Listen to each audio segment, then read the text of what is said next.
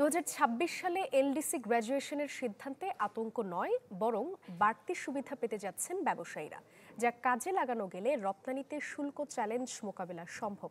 রপ্তানিকারকরা জানান, এখনই সময় উপযুক্ত নীতির মাধ্যমে ব্যবসায়ীদের প্রস্তুত করার। বিশেষজ্ঞরা বলছেন, এবার নীতি প্রণয়নে বিশ্ব বাণিজ্য সংস্থার শর্ত পূরণের বিকল্প নেই। রাকিব হোসেনের রিপোর্ট। বাংলাদেশি পোশাকের বড় গন্তব্য ইউরোপের দেশগুলো। বিজিএমের হিসাবে 2024 সালে কেবল ইউরোপীয় ইউনিয়নভুক্ত 27 দেশে রপ্তানি হয় প্রায় $2,000 কোটি পণ্য। স্বল্পোন্নত দেশ হওয়ায় এসবের বিপরীতে কোনো রকম শুল্ক দিতে হয়নি বাংলাদেশকে, কিন্তু এলডিসি থেকে উত্তরণের পর দিতে হবে 11.5% হারে। শুধু ইউরোপ নয়, ভারত এবং জাপানের মতো সম্ভাবনাময় বাজারগুলোতেও বাড়বে রপ্তানি ব্যয়। ফলে প্রতিযোগিতায় পিছিয়ে পড়ার শঙ্কায় দেশীয় উদ্যোক্তারা।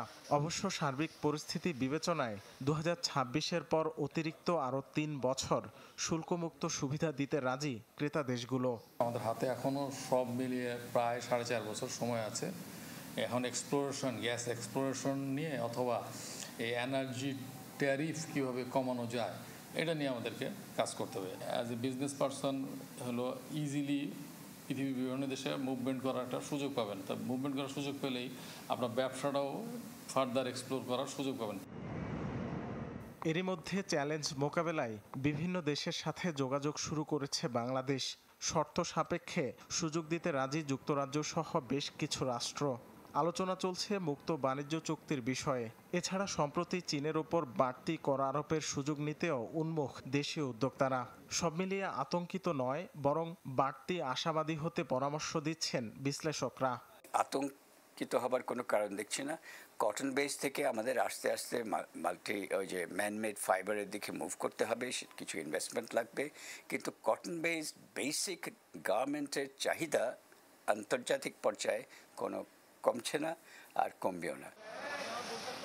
অবশ্য পোশাক খাতের উদ্যোক্তারা কম বেশি চ্যালেঞ্জ মোকাবেলায় সক্ষম হলেও চিন্তিত পাট, চামড়া, ওষুধ সহ অন্য খাতের ব্যবসায়ীরা। এজন্য বিশেষ নীতি সহায়তার পাশাপাশি দর কষাকষির ওপর জোর দিচ্ছেন তারা। লেবার কস্ট, র মেটেরিয়াল, বিদ্যুৎ, অন্যান্য খরচ, তো ওইসব জায়গায় তাহলে আপনাকে কিছু শুরু করতে হবে। তো এটা কী ফর্মে আসবে, এটা বিজনেস না জানলে তো সে তার কস্টিং করতে পারতেছে।